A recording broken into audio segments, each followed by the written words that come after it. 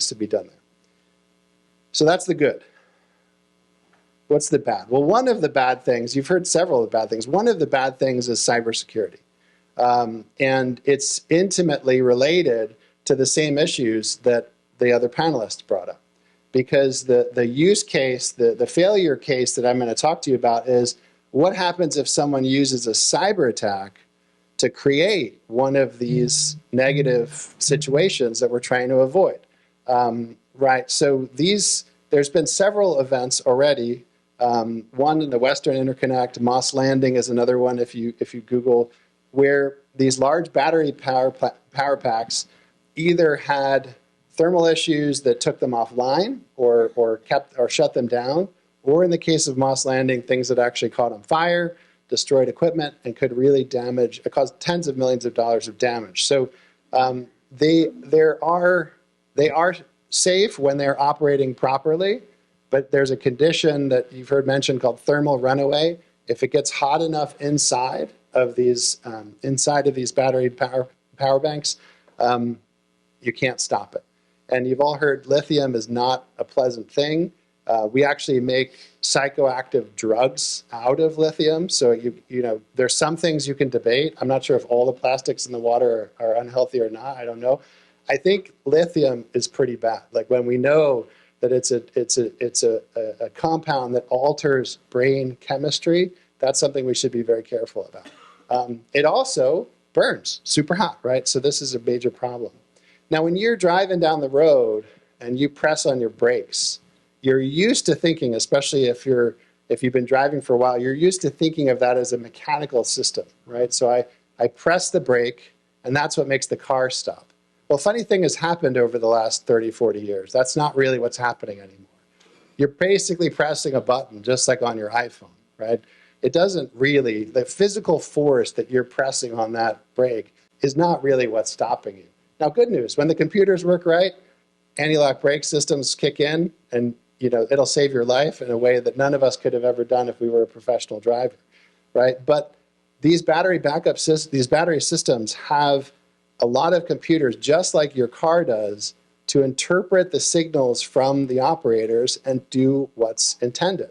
Well, they do things like measure the temperature on the temperature sensors and tell the fans and the air conditioning units how fast to go.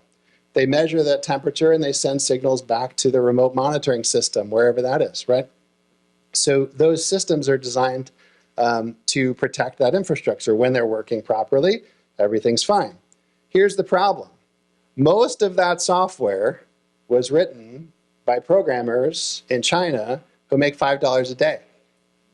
So what do you think is going to happen when an organized criminal comes along and says, I'll give you $2,000, no, maybe $20,000. How about $200,000 for a backdoor into that system?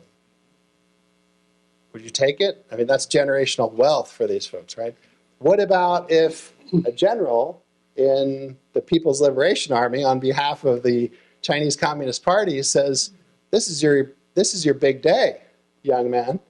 Your country needs you. I would like you to make a back door so I can shut these things off at will when I need to because the US maybe is getting too belligerent on Taiwan or something like that. What would you do? I don't think the poor guy or gal in that situation is going to go give his life up and let his family go to a labor camp so that he can protect us, right? What's going to happen is he's going to say, I'm going to write the code that you asked me to write.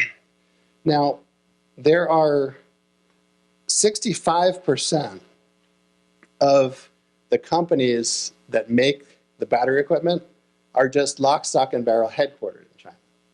So 65%, and all the big ones pretty much, except Tesla. I was going to avoid mentioning any specific companies. There's tons of them. You can look them up.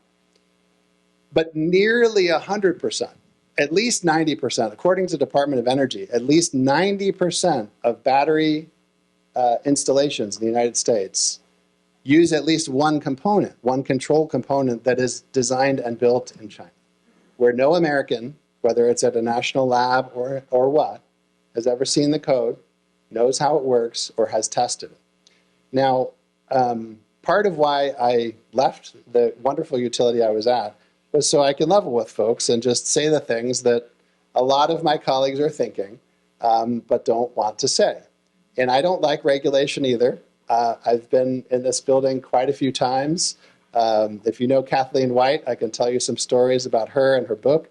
I don't like regulation, and I don't want another regulation put on the utility industry that already has too many.